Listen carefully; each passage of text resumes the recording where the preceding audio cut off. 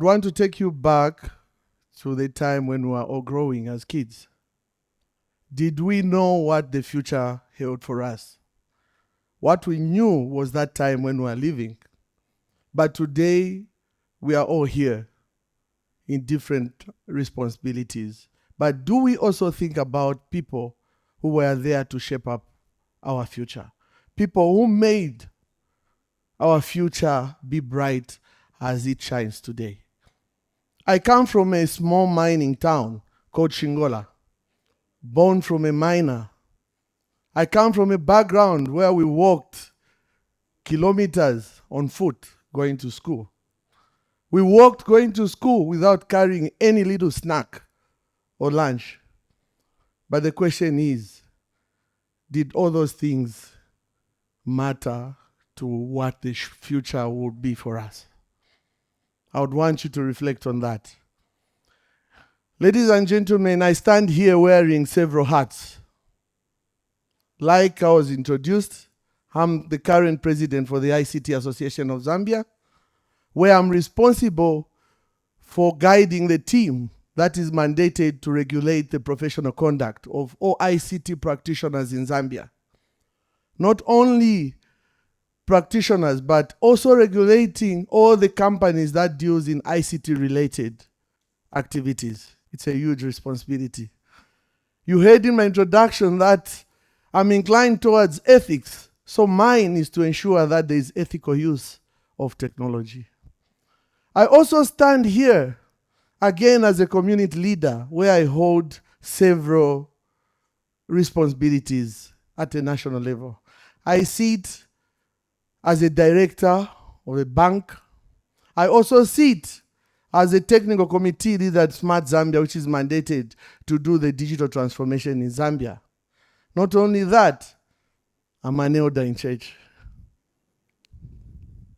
And above all, I'm a parent responsible to ensure that I take care of the family and ensure that they have a bright future. I'm here to talk about the future and our responsibilities. So allow me to approach this from three ends. One, from the end of the students, the pupils. When we grew up, our community was the streets where we lived in. Our communities was a town where we lived in. In my case, it was Chingola. We lived in communities where if I want to travel to Lusaka, we could hear that the buses could take even 2 days to reach Lusaka. I recall the first time I came into tertiary education in Lusaka. To communicate to the parents, it was not an easy task. We had to write and to post a mail which would take 2 to 3 weeks to reach Angola from Lusaka. Today, the future of Clement that time is different. Our kids, the world for our children is no longer a bigger place. The community for our children is now a global community.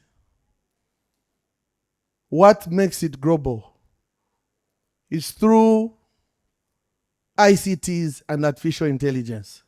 I was happy when I heard the young Likith talking about artificial intelligence. And I said, wow, the next leader or the future for tomorrow is here.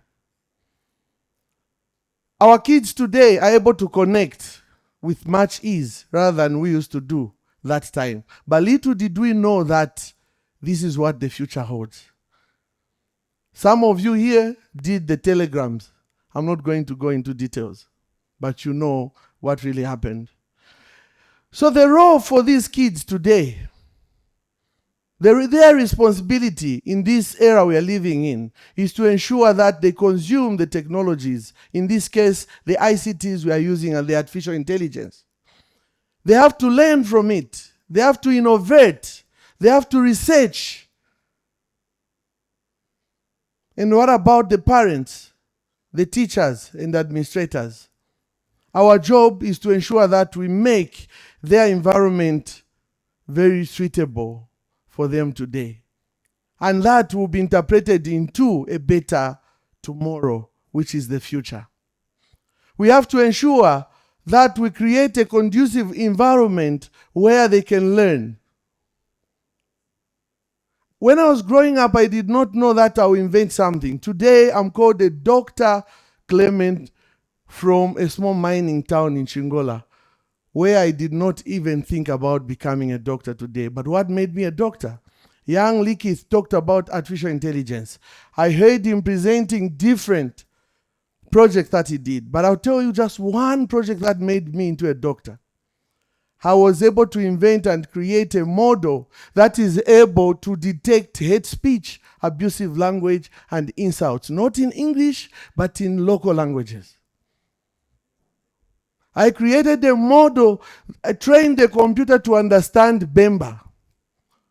Created a model and trained the model to understand Chinyanja and Tonga, such that if one insults, it will be able to. And that's what the future holds for our kids. They have to use this artificial intelligence responsibly so that tomorrow they can invert and create a lot of models that will make a change, that will create a solution to our nation. Ladies and gentlemen, the world or the future is not something that we should wait for. But the future is something that we should prepare for. And hence, we have to ensure that we prepare these kids to take up as future leaders and ensure that they have a better tomorrow. Today, we are talking of artificial intelligence. We are talking of driverless cars. You can imagine booking a Yango and it drives in your yard without a driver. The question is, are you going to use it?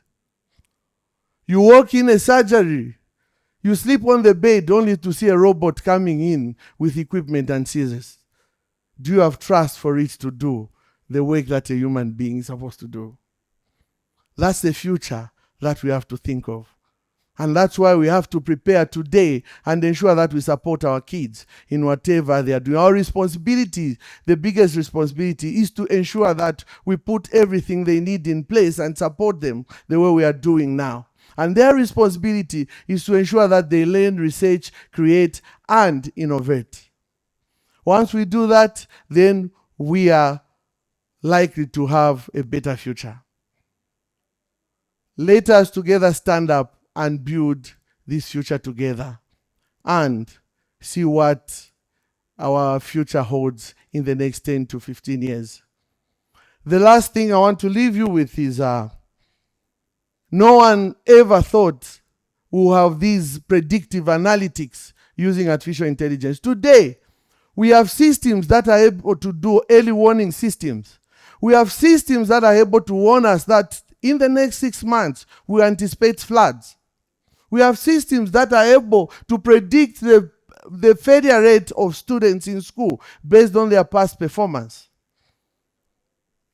What am I trying to say? It's now possible for us to tell what is likely to happen in future. So the question is, 10 years from now, what does our future hold? I guess your answer is as good as mine. Thank you very much.